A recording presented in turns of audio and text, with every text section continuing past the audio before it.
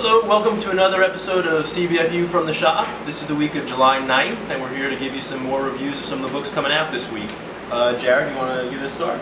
Yeah, sure. Well, this was a book that I was kind of scared about going into it, but we have Grayson #1 launching this week, and it's from Tim Seeley and Tom King. Now, there's been some controversy. People have been kind of upset about taking Dick Grayson out of the Nightwing mantle, but this first issue actually did a lot to, kind of getting me used to seeing him be this super agent, and it was really good. It was different than what I was expecting, where I thought they would just be falling into the regular James Bond tropes of playing the super spy, but it actually gives more layers to Dick Grayson, showing how he's kind of untrusted by every single agent that he's working with and the organization that's backing him now.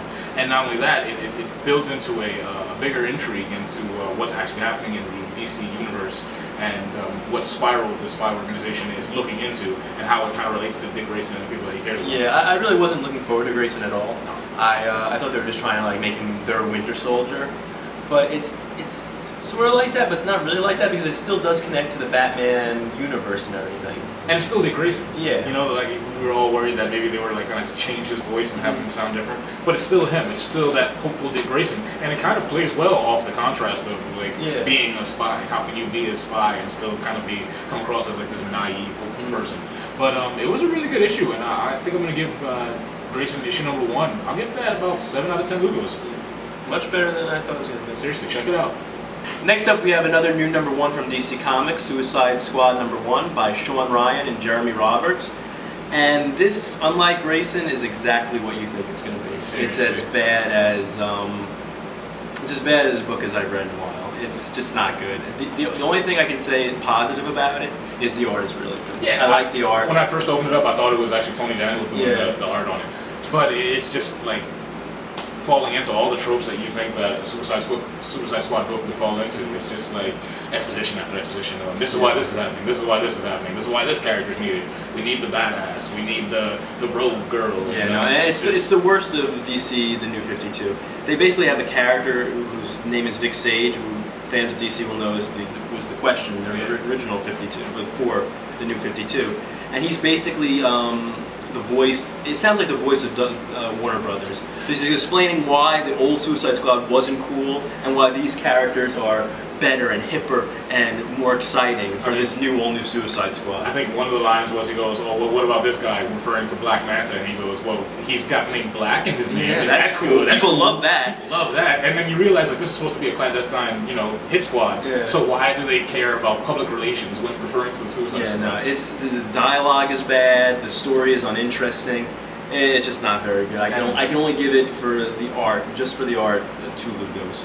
I mean, if you like pretty pictures, then I guess Suicide Squad issue #1. Or if you're a fan of Joker's daughter. I'm sure there's someone out there who's a fan of Joker's daughter. There has to be. Next up, we have an Image title, another #1 launching this week, and it's The Spread from Justin Jordan. And it's a really interesting read. You start off and it's again, it looks like a post-apocalyptic world, but I think it's dealing with more. I don't know what the monsters are in this world. I think it's dealing more with demonology. Yeah, it looks seems like something like that. Like Cthulhu, like beasts or something like that. And it's sort of like a cross between a Cthulhu type monster and zombies, sort of mixed all together. Yeah, and it's cool because it's snowy background and everything. It really sets the atmosphere for the world right away, right on the first page. As soon as you open it up, you see it, the first page is strewn with corpses and blood all over the place. So it's not for young readers, but the narration of the book is done in a very familiar way. If you guys are out there reading Saga from Brian K. Vaughan, it's narrated from the perspective of a young, almost naive character who's lived through these events and is going back and retelling them to you. So it's a good read in that way that they kind of capture that same magic that they had in Saga, but it's much darker. Yeah. And the horror elements are there, with beasts popping up all left and right. You have cannibals running across the Badlands and stuff. And it was just a strong outing. It was very fun to read. And I actually read through it pretty quick. It seemed like a quick read. Yeah, no. It was definitely, for me, it was a mixture of taking a little bit of Saga and then almost something like The Walking Dead, horror, and stuff like that. And then adding a little bit of a Lone Wolf and Cub because it's died making a baby and everything. And it was good. I enjoyed it. It's definitely a strong first issue. And look forward to seeing where it goes. Yeah, I'll definitely add it to my pull list. I'll get the spread. I'll give that let's give that another 7. That's our second 7 this week. 7 out of 10 Lugos. The spread number 1. For our last book of the week, we're looking at another Original Sin tie-in. This is also a first issue. This is the Thor Loki, the 10th Realm, where they're introducing Thor's sister as Angela as his sister. And it was good. It was good. It's much better than the recent Original Sin Hulk Iron Man tie-in, which seemed forced and unnecessary. This one seems like important to the characters and everything. It's by Al Ewing and Jason Aaron with Lee Garrett on art, which is the usual team of the Loki and the Thor books. And it was really good. What I liked about it the most is that it adds to the Marvel Universe, you know, and it looks like they're building big things off of it. Like, we kept being promised big things coming out of Original Sin, and so far in the main book, I think they've delivered on that with like them going back and exploring the lore of the Marvel Universe.